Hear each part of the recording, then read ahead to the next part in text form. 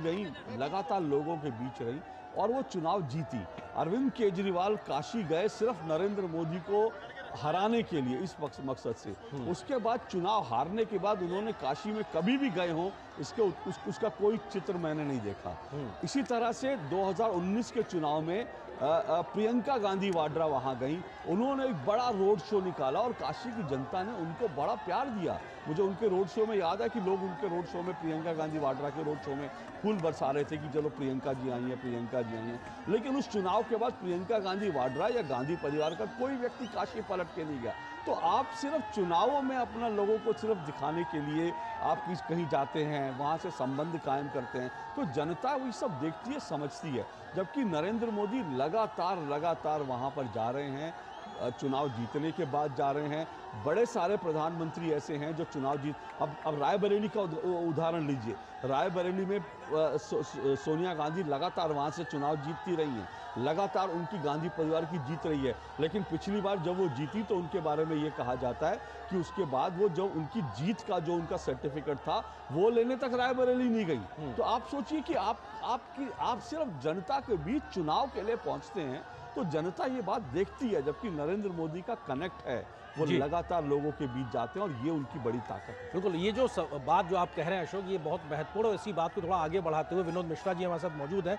अब विनोद जी, आपको लगता है कि 2014 के बाद से राजनीति की परिपाटी में एक विश्वास बहाली की जो परंपरा शुरू हुई है, जिसमें सिर्फ राजनीति ही नहीं है बल्कि सेवा भाव के साथ जुड़ना और काम करने के आधार पर उस जुड़ाव को आगे और मजबूत करना, क्या उस प्रकार की परिपाटी को देखते हुए आज ये तस्वीरें भी उस दिशा में बढ़ते हुए विश्वास बहाली को बयां कर रही हैं? विनोद जी, बहुत बढ़िया सवाल किया है आर्यन आपने। और आप ये देखिए कि तीसरे टर्म के लिए कोई एक सांसद जो बनारस के काशी के सांसद है, वो आज काशी में आए हैं और कल शायद उनका नामांकन है। और उसके साथ में अगर लोगों की ये भारी भीड़ आप देखते हैं, जो लाखों लोग इस 5 किलोमीटर के दोनों काफिले से गुजरते हुए आप लोगों की भीड़ देखते हैं, तो आप कह सकते हैं कि उस सांसद का, उस प्राइम मिनिस्टर का अपने लोगों से कितना कनेक्ट है।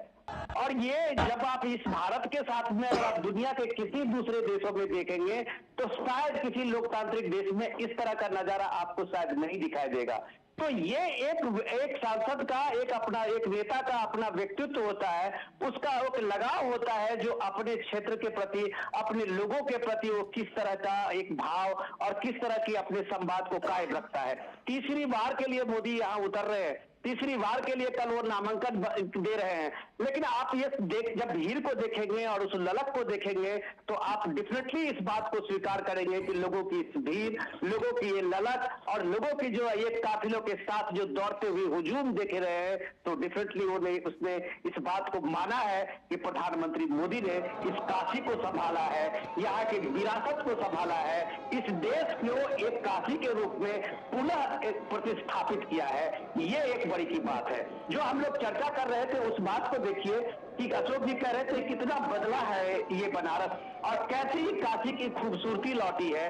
तो हमें याद करना चाहिए इस बात को कि देश के आजाद हुए 75 साल हुए हैं और जब हम गांधी से प्रेरणा लेके इस चीजों को देखते हैं और गांधी जी का मॉडल ही अपने साथ में रखते हैं, तब उस समय में देखिए कि 1903 ईस्वी में गांधी जी यहाँ आए थे और गांधी जी अपने डायरी में लिखते हैं कि जब वो काशी पहुंचे थे बाबा विश्वनाथ के उस दर्शन करने के लिए और वहां जब उन्होंने गंदगी देखी थी तो गांधी जी ने लिखा था कि अगर हम अपने धार्मिक प्रतिष्ठानों को, अपने प्रतिष्ठित जो धार्मिक स्थान है उसकी साफ सफाई नहीं रख पाते हैं, उसकी भव्यता को नहीं बना पाते हैं, तो स्वराज मांगने का हमारा कोई अधिकार नहीं है। ये गांधी जी के शब्द थे। अब ये सवाल तो जरूर ये पूछा जाएगा कि आजादी के इतने सालों के बाद भी काशी की भव्यता क्यों नहीं लौटी।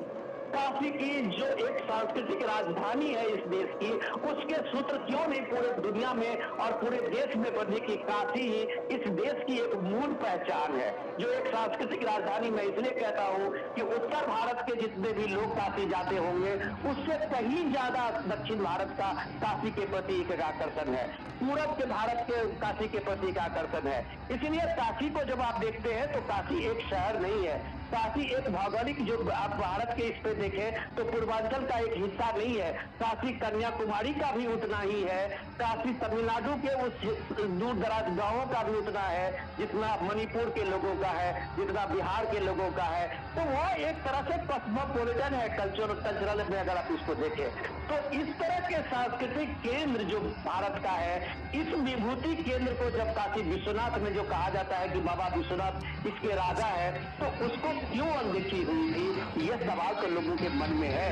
और यहाँ जब आप देखते हैं बात कलाकारों को, एक तरह से आप देखिए वो आर्टिस्ट पूरे के पूरे काशी के इन सड़कों पे आपको जैसे टीम जब मिलेंगे तो ये लगता है कि ये भाव सिर्फ कोई एक वर्ग का, समाज का नहीं है, ये भाव पूरी काशी का है। कहाँ जहाँ लोग अपनी संस्कृति के हैं, जो अपनी विरासत को संभालने वाले लोग हैं, वो देखिए अलग अलग परंपराओं में किस तरह से मोदी के इस भव्य रैली का एक हिस्सा बने हैं। तो ये इसलिए हुआ है कि जब आपने काशी को अपना माना है, जब आपने भारत के सांस्कृतिक सूत्र को एक स्थापित करने के लिए काशी को एक माध्यम माना है। तो आज मैं सुन रहा था, अपने ही चैनल पे दिख रहा था, जो बनारस के सीईओ बता रहे थे काशी विश्वनाथ कॉरिडोर के, कि पर डे वहाँ 3 लाख लोग दर्शन करने पहुंचते हैं। तो आप सोचिए कि जिस जगह में तीर्थ यात्री 3 लाख रोज पहुंच रहे हैं, उस जगह की इकोनॉमी के क्या हुआ होगा। तो ये सोशियो इकोनॉमिक ने काशी की एक सूरत बदली है। आज अगर जो लोग रोजगार की बात कहते हैं, जो लोग वहाँ छोटे छोटे कामगारों की बात करते हैं, उनको एक बार काशी एक शोकेस के रूप में देखनी चाहिए। वहाँ जो रुद्राक्ष का जो प्राइम मिनिस्टर मोदी ने अपने इसमें बनाया था, वो एक डेडिकेटेड है हस्तकरघा और हस्तशिल्पकारों के लिए। विनोद जी, आपकी आवाज जो है वो दब रही है, क्योंकि इतना जबरदस्त वहां मंत्रोच्चार, डमरू बज रहे हैं, लोग जिस तरह से उत्साहित हैं, आह्लादित हैं, उसमें आपकी आवाज जो है वो दब कर आ रही है। लेकिन मैं ये दृश्य देखिए किस तरह से